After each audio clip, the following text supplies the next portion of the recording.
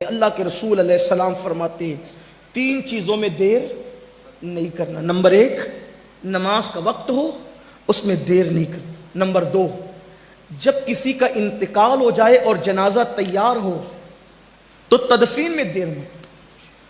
آج کل یہ بھی فیشن بنا ہے، بیٹی آ رہی ہے، بہو آ رہی ہے، بیٹا آ رہا ہے، بھانجا آ رہا ہے، داماد آ رہا ہے، اور منہ دیکھ کے کیا ہوگا؟ پردے میں بھلائی ہے۔ اس نے آ کے کرنا کیا ہے؟ مغفرت کی دعا تو کہیں سے بھی ہو سکتی ہے۔ اس لیے مردوں کو پریشان مت کیا کرو، لیٹ مت کیا کرو، بس اتنی تاخیر جتنی انتظامات میں انتظام ہو جائے فوراً اس کو اپنی منزل پہ پہنچا دو۔ اس پہ بہت زیادہ تبصرہ نہیں کرتا کیونکہ بات لمبی ہوئی۔ اور تیسری بات، آقا علیہ السلام فرماتے ہیں اپنے بیٹا اور بیٹی اگر بالغ ہو جائے تو ان کی شادی کرنے میں دیر مت کرو۔ اگر بیٹا بیٹی بالغ ہو گئے اور تم نے شادی کرنے میں دیر کی اور پھر وہ بدکاری میں مبتلا ہوئے تو ان کی بدکاری کا وبال اس کے ماں باپ کے سر پہ بھی ہوگا۔ اس کو تو ہوگا ہی ہوگا، اس کے ماں باپ کے سر پہ بھی ہوگا۔ اس لیے بہت زیادہ دیر مت کیا کرو، کوشش کرو جلدی سے کر دو اور تاخیر مت کرو۔ ارے مولانا صاحب ابھی تو پڑھ رہا ہے وہ، باپو ابھی تو پڑھ رہا ہے وہ، تو کس نے کہا کہ شادی سے پہلے ہی پڑھ سکتے، شادی کے بعد نہیں پڑھ سکتے کیا؟ شادی کے بعد بھی تو پڑھ سکتے ہیں۔ پڑھنے والوں نے بے شمار لوگ ہیں، بلکہ بہت سارے لوگ جو لمبی ڈگریاں لیتے ہیں وہ تو شادی کے بعد ہی پڑھتے ہیں، کیونکہ آدمی رکے گا کتنے وقت۔ شکر کے طور پہ کہتا ہوں میں خود ابھی بھی پڑھ رہا ہوں، جبکہ حضور کی نالین کے صدقے میرے گھر میں بچے بھی ہیں الحمدللہ، ابھی بھی پڑھ رہا ہوں اور میں اپنے آپ کو طالب علم ہی سمجھتا ہوں اور طالب علم ہوں، ابھی بھی میں پڑھ رہا ہوں۔ آپ سے کہتا ہوں شادی کے بعد پڑھ لو، کہ ڈسٹرب ہوتا ہے، میں کہتا کیسے ہوتا ہے؟ بچے حرام میں مبتلا ہو رہے ہیں۔ شادی سے پہلے آج 40% سے زائد بچے اور بچیاں ہیں دنیا میں جو اپنا سب کچھ لٹا دیتے ہیں، سب کچھ گنوا دیتے ہیں۔ اور جو بچے زنا کرنے کی ہمت نہیں کرتے، وہ بچے اپنے آپ پہ یوں ظلم کرتے ہیں کہ اپنی جوانی کی طاقت کو گٹر میں بہا دیتے ہیں۔ میں حیا کے پردے میں کہہ رہا ہوں، اس سے زیادہ بڑھ کر میں کچھ کہہ نہیں سکتا۔ اور یہ زنا سے بڑھ کر ہے، جو اپنے ہاتھوں سے اپنی طاقت کو ضائع کر رہے ہیں، اپنے ہاتھوں سے اپنے وجود پہ زنا کر رہے ہیں۔ وہ جوان، اس لیے کہ ہم پبلک میں رہتے ہیں، نوجوان ہمیں آ کر بتاتے ہیں کہ انہوں نے اپنے ہاتھوں سے اپنے آپ کے ساتھ زنا کیا۔ اللہ کے رسول علیہ السلام فرماتے ہیں کہ جو لوگ، جو مرد، جو لڑکے اپنے ہاتھ سے اپنے ساتھ برائی کرتے ہیں، نوجوان جو سمجھتے ہیں، میں زیادہ واضح نہیں کر سکتا ہوں، حیا کے پردے میں کہتا ہوں، قیامت کے دن ان کے ہاتھ حاملہ اٹھیں گے، حاملہ، وہ حمل والے ہاتھ لے کر اٹھیں گے تو لوگ کہیں گے یہ کیا ہے؟ تو کہا یہ اپنے ہاتھوں سے زنا کرتے تھے۔ اور یہ بدکاری کرنے والے زندہ چلتی پھرتی لاش بن جاتے۔ اپنے بچوں پہ رحم کرو، اور اس کی ذمہ دار جو چیز ہے وہ گندی فلمیں ہیں۔ 16-17 سال کی عمر میں پہنچنے تک، یہ جو اسٹیج پہ لوگ بیٹھے نا جن کی عمر 40 سال یا اس سے اوپر کی ہے، 16-17 سال 18-20 سال میں پہنچنے تک انہوں نے جو کبھی سوچا نہیں تھا، 4 سال کے بچے وہ موبائل پر دیکھ رہے ہیں۔ 4 سال کے بچے، اگر تقریر بھی انٹرنیٹ پہ دیکھنے کے لیے آدمی جاتا ہے تو پہلے وہ گندی اشتہار سے گزرنا پڑتا ہے۔ خدا جس میں کرم کرے وہ آنکھیں بچا لے، ورنہ حال کیا ہے؟ چھوٹے چھوٹے بچے اگر گیم کھیل رہے تو بھی وہ تصویریں ہیں، نعت سننی ہے تو بھی ظالموں نے وہ تصویریں بیچ میں ڈال رکھی ہے۔ سوچو جو 16-17 سال 20 سال کی عمر تک کے پہنچ کر کے جو ابھی 40 سال کے لوگ ہیں، اس کا تصور نہیں کیا تھا۔ آپ کا 4 سال کا بچہ وہ سب کچھ اپنی آنکھوں سے دیکھ رہا ہے۔ ایک ننگی عورت کو، ننگے مرد کو وہ دیکھ چکا ہے۔ جب وہ 16-17 سال کی عالم میں پہنچے گا تو اس کا حال کیا ہوگا؟ اس لیے زنا پہ کنٹرول کا بہترین طریقہ ہے جلدی سے شادی کرنا، اچھا ماحول دینا، اچھی تربیت دینا، اچھے اخلاق دینا، برائی سے بچانا، جرائم سے بچانا، اللہ کی خشیت اور اللہ کا خوف دل میں پیدا کرنا۔ بس اپنی گفتگو کو سمیٹتے ہوئے آخری میں عرض کروں کہ اگر اللہ کا خوف دل میں پیدا ہو، ماحول اچھا ہو، خشیت اچھی ہو، خوف الہی ہو، عشق مصطفیٰ ہو، پاکیزہ ماحول ہو، دوستی اچھی ہو، صحبت اچھی ہو، تو پھر انسان ماحول کی برکت سے گناہ سے بچ جاتا ہے۔ اللہ کا خوف نہیں، ماحول اچھا نہیں، تربیت اچھی نہیں، تو پھر انجام کیا ہے کچھ نہیں کہہ سکتے۔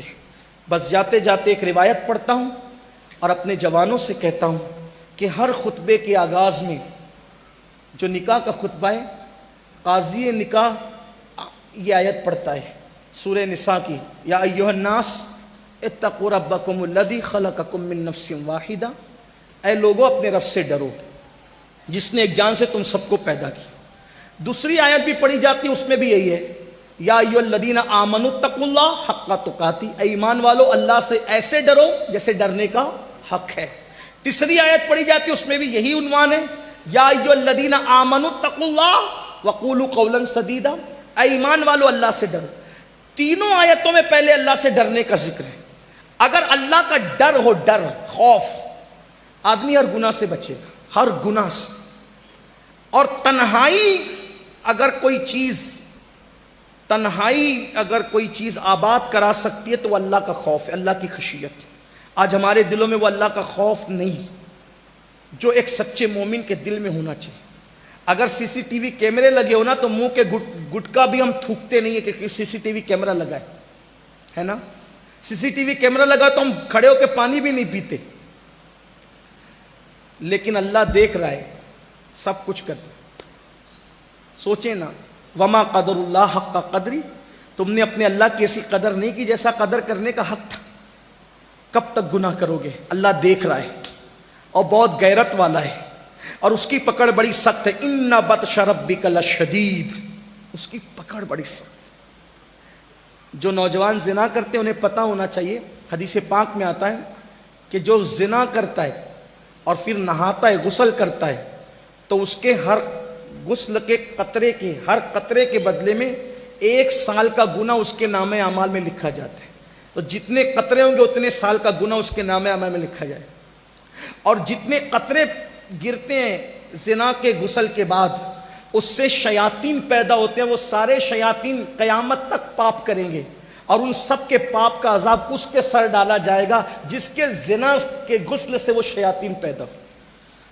اور دوسری طرف حدیث پاک میں آتا ہے کہ جو نکاح کرتا ہے اور نکاح کرنے کے بعد جائز ملاقات بیوی سے کرتا ہے اور پھر غسل کرتا ہے، تو ہر قطرے کے بدلے میں 1 سال کی عبادت کا ثواب لکھا جاتا ہے۔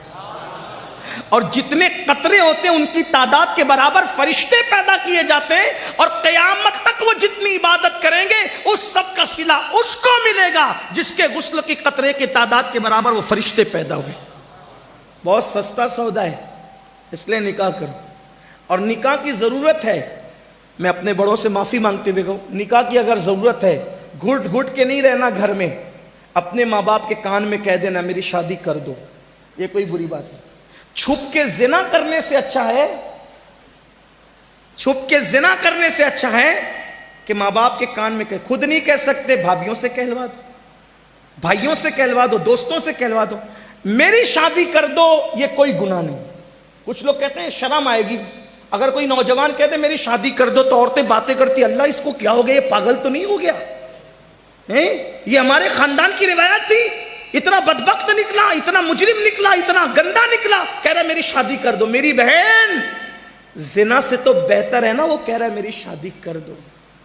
میں اپنے جوانوں کے ساتھ ہوں، میں تمہارے ساتھ، کہو اپنے ماں باپ سے، اور ماں باپ سے کہتا ہوں میرے بھائی، اس سے پہلے کہ تیرے بچے تجھ سے کہے میری شادی کر دو، تجھے کر دینا چاہیے۔ ہاں، کچھ لوگ کہتے ہیں مولانا کھلائیں گے کیا؟ میں نے کہا اللہ رزاق ہے، جو مرغیوں کو بھوکا نہیں رکھتا وہ تیری بہو کو کب بھوکا رکھے گا؟ اور جس رسول نے فرمایا صلی اللہ علیہ وآلہ وسلم کہ نکاح کرو مالدار ہو جاؤ گے، میرا تجربہ ہے جس نے بھی نکاح کیا وہ مالدار ہوا، شرط یہ کہ گناہ چھوڑ دے نکاح کے بعد۔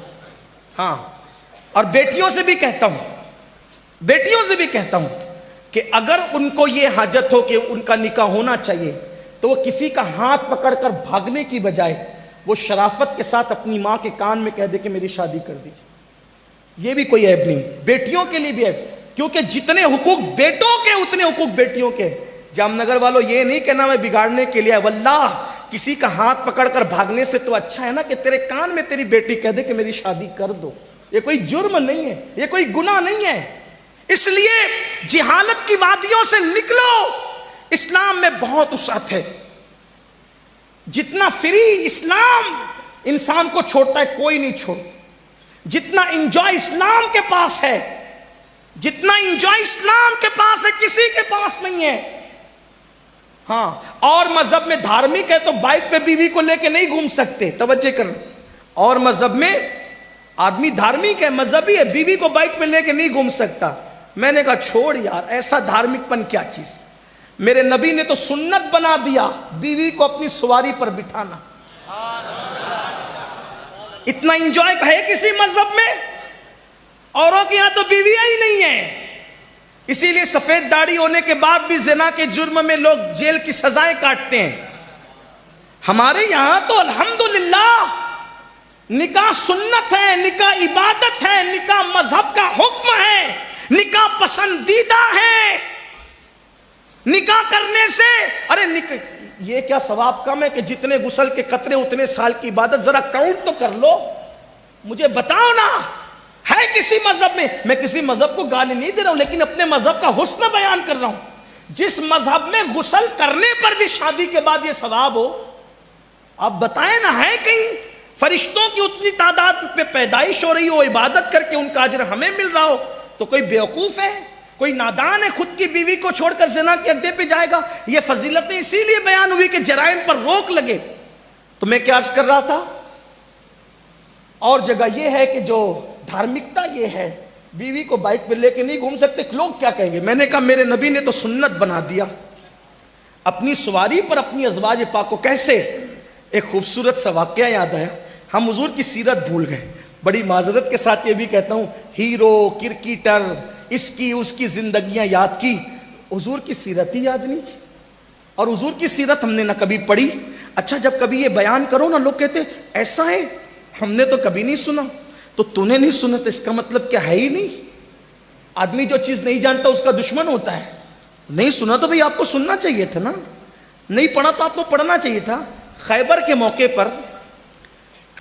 موقع پر حضور علیہ السلام کی ایک پیاری زوجہ حضرت سیدہ صفیہ کا نکاح ہوتا ہے. اور صفیہ پاک کا جب نکاح ہوتا ہے تو صحابہ کرام کے درمیان ایک اختلاف ہو جاتا ہے. کچھ لوگ کہتے ہیں کہ خیبر کے سردار کی بیٹی حضور کے پاس کنیز کی شکل میں لائی گئی ہے، تو کچھ کہتے ہیں حضور نے اس کو اپنی کنیز بنا لی، سردار کی بیٹی کو اپنی کنیز بنا لی.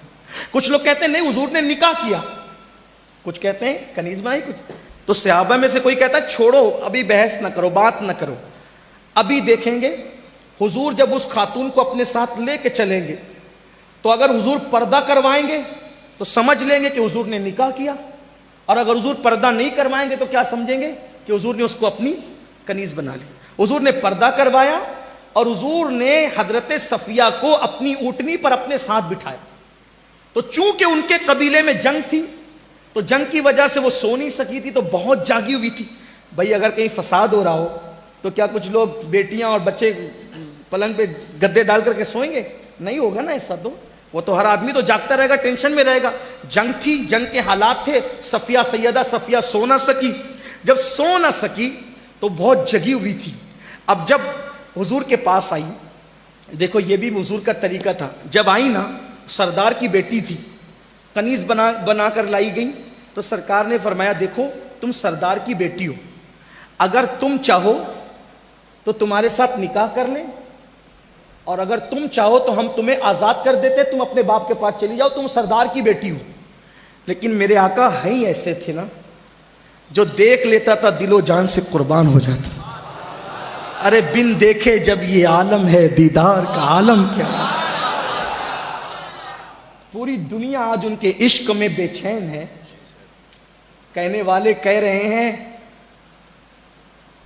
اور مزے میں کہہ رہے ہیں، الروح فدا کا فزد حرقا یک شولہ دیگر برزن عشقا مورا تن من دھن سب پھونک دیا، یہ جان بھی پیارے جلا جانا.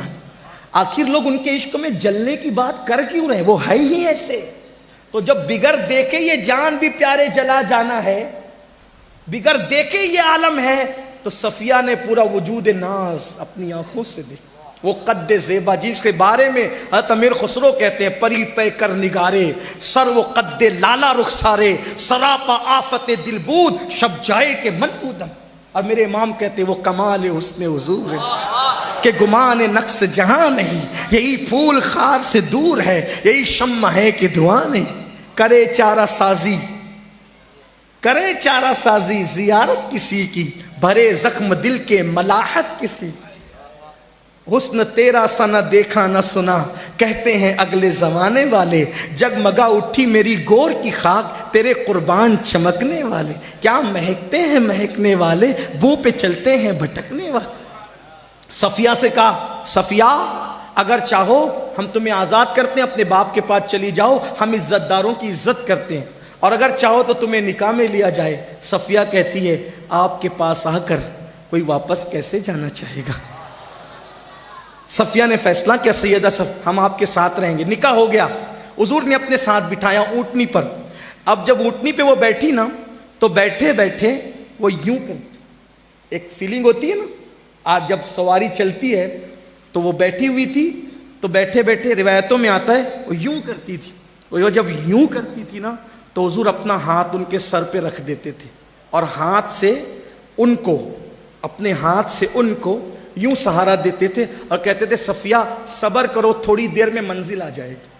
صفیہ صبر کرو تھوڑی دیر میں منزل آ جائے گی. سیدہ صفیہ کہتی ہے نا وہ لذتیں جو تھی نا محبوب کی کہ میں اونگتی تھی اور سواری سے میرا سر ڈولتا تھا تو حضور اپنے ہاتھ کا سہارا دے کر کہتے تھے صفیہ صبر کرو ابھی منزل آ جائے گی.